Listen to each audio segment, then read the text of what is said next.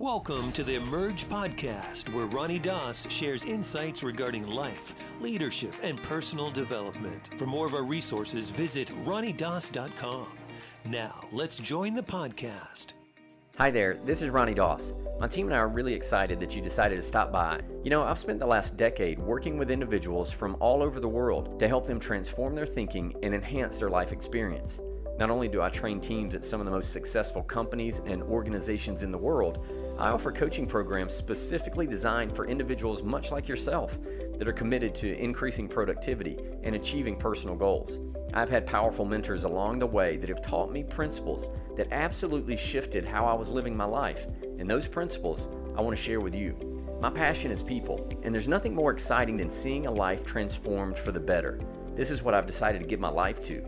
So hop over to ronniedoss.com to check out some of the video programs I personally designed to help you build stronger relationships, improve your communication skills, and develop an intentional mindset. I know these resources will assist you in finding a greater sense of purpose, staying focused on what matters, and breaking through old mental barriers. Get ready. This is your time. Like when you wake up in the morning, here's how your brain works. This is what I've landed on. Like when you wake up in the morning, a lot of times you have these natural emotions. Like some people wake up, they feel very shameful, they feel guilty, they feel anxious, they feel overwhelmed, they feel mad, they feel whatever it is. And the moment you feel that, you're so used to it that your brain immediately goes, okay, let me find a picture, an image that I can imagine, either from my past, I can recall it, or I can totally imagine something for my future. And when I find that picture, I align that with that emotion, then I can go, yep, that's it. Now I search for pictures until I find one that fits. Now this only takes a few seconds. Right, your brain's so fast, you can run through a lot of pictures really quickly. But as you do that, you find one, you're like, yeah, I'm feeling anxious, and this is probably why. And you think about your past, and you go, yeah, I've always felt this way, and this is what went on that time that I didn't get the promotion. This is what happened that time that somebody was rude to me. This is what happened the time that I got broken up with. This is what happened the time that I got angry. This is what happened the time that my kids said something ugly to me. My in-laws said something rude. My mom did something. My dad did something. Whatever it is, this is the time. That's it. You pull it together, and now you found a picture to go with this emotion that you have, and you don't know where the emotion came from. It's some residue of something. It could be a movie that you watched. It could be some thoughts that you had when you went to sleep. It could be something that you ate. You don't know. Maybe you didn't sleep well, and your brain started to halfway dream like it does, right? And you start creating all these wild scenarios. Maybe that's what it is. But you wake up, you got this emotion. Your brain then goes to work. Got to find some pictures, and it finds some pictures. Now it aligns with that emotion, and now you have your reality. You get out of bed with a reality that you have created on the inside, and now you project that reality out. You start looking for more and more things to make that reality true, and you don't really do the work to make the shift. And so you search for pictures to align with what it is that you know. And so you've really memorized some emotions, and they happen more and more. And so what do we need to do? Well, I'm going to give you the solution. The moment you get up in the morning, instead of labeling everything, assessing it, and believing, oh my God, this is the way that it is, start playing with the emotion. Start laughing at the anger. Start laughing at the guilt. Start laughing at any shame. Start laughing at it and going, well, wait a minute. Oh, that's that feeling. That's that icky feeling of abandonment. That's the feeling of shame or guilt or embarrassment. Oh, that's all it is. Now, instead of being attached to it, right, and taking it down with me in a blaze of glory today, I'm just going to assess it and go, oh, there's that emotion of shame or guilt or abandonment or anger, bitterness, resentment. There's the thing. There it is. Okay, cool. There it is. Now let's relax for a second. There's that feeling. I'm going to detach from that feeling for just a second. I'm going to unattach from it for just a second. I'm going to sit here, take a deep breath, and I'm going to ask myself, now, if that's that feeling, what could be the opposite feeling, or what would be an anecdotal feeling to this feeling that I'm experiencing? Well, if it's shame, then what could I feel? I could feel confidence, right? I could feel boldness, authority. I could feel certainty, whatever it is about myself, feeling good, positive. What is that?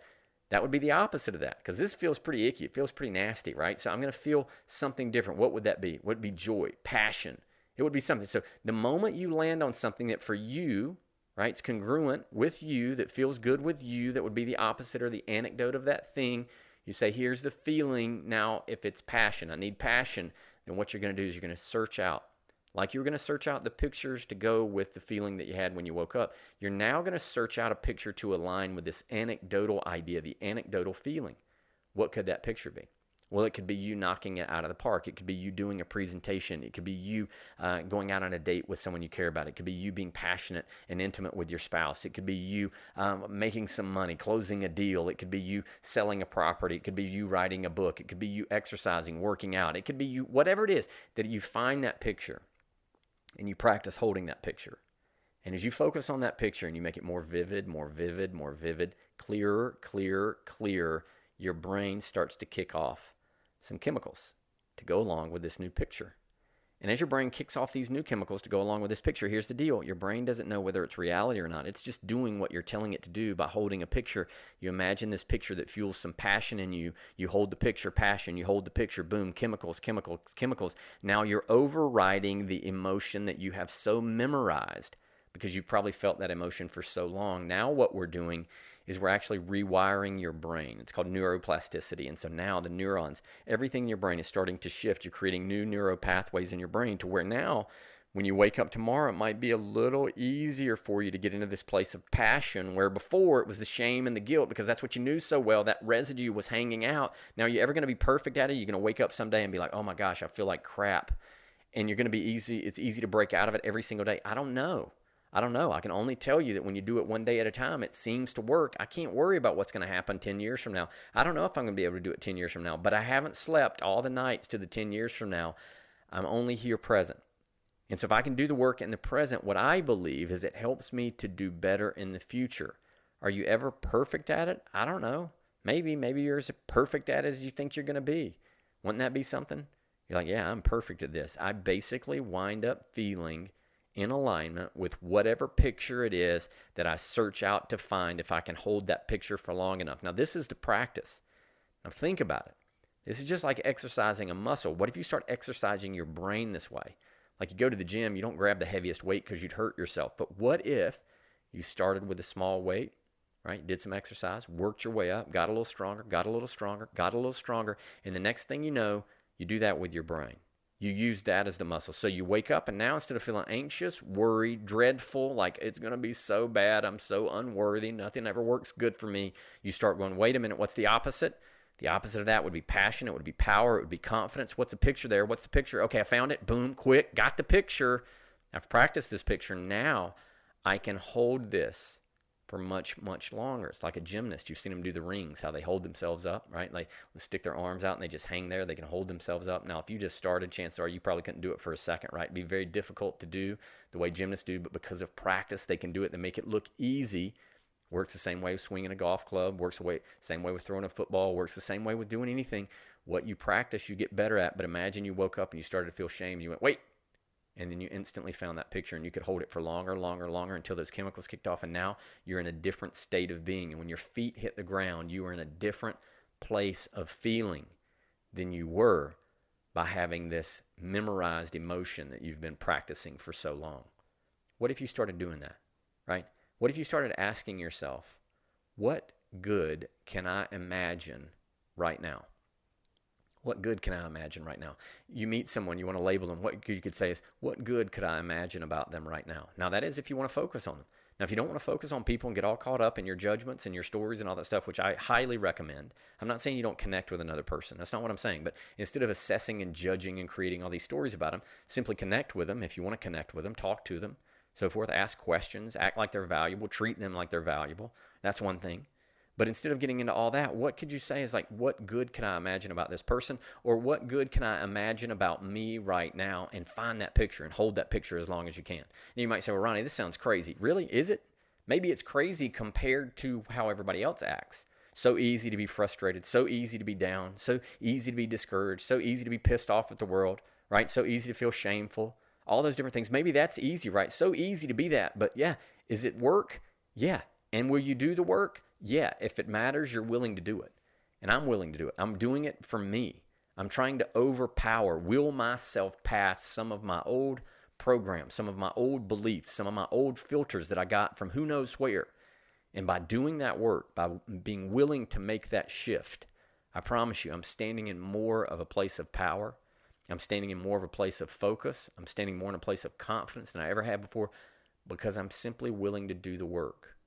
You know, when I used to go to work with my dad, I'll never forget, during the summer, school was out, My dad would wake me up early. I'd go to work with him for the first day. I'd carry the bricks, carry the mortar, the cement, the blocks to help him. He was a brick mason. Many of you know that, heard me talk about that. And I'd be so sore after the first day, so sore the second day. Didn't even want to get out of the bed the second day. But you'd get up and you go do it and you go do it. And it was about a week, right? Because I was young then. But it was just a few days, didn't take long, where I started getting used to it.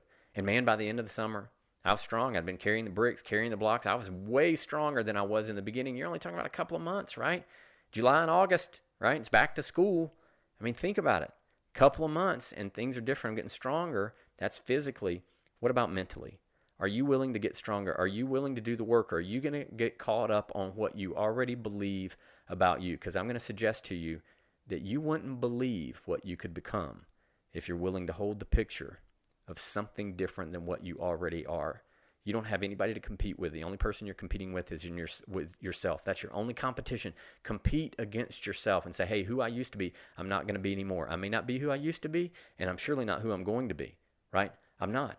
I'm standing in a place of present, and instead of believing something about myself, believing that it's already done, I'm always going to feel this way, right now, today, I start doing the work. If you'll do the work, I think you will find that it's absolutely worth it, and you'll see yourself doing some amazing things that you've never done before. And this life will reward you. I promise you. The universe that God created will supply the things that you need when you get your heart right, get your mind right, get your focus right. It'll start to add things to you, your energy levels. You'll attract those things you do, and those things stick to you because you're doing the work on the inside. When you do the work on the inside, the things on the outside start to line up, and I believe you deserve that. This is Ronnie Doss. Have an awesome day. Look forward to talking to you again very, very soon. Take care.